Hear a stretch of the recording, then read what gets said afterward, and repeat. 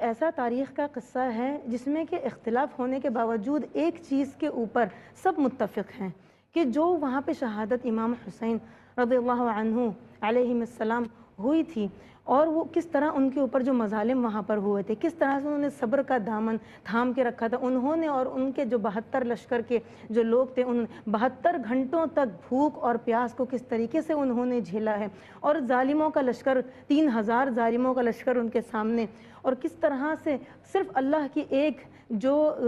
कायदे को, एक रूल को, इस्लाम के एक रूल को जो कि यज़ीद की तरफ से उसकी खिलाफ वर्जी हो रही थी, कि कलिमतुल हक़ को उलिया रखने के लिए, आला रखने के लिए, कि उनकी ये सारी की सारी लड़ाई थी और उनकी ये सारी की सारी जद्दोजहद थी और उनकी ये सारी की सारी कोशिशें थीं। और उस पर उन्होंने किस तरह से उन्होंने, जिसमें उस लश्कर में जबकि बच्चे, औरतें,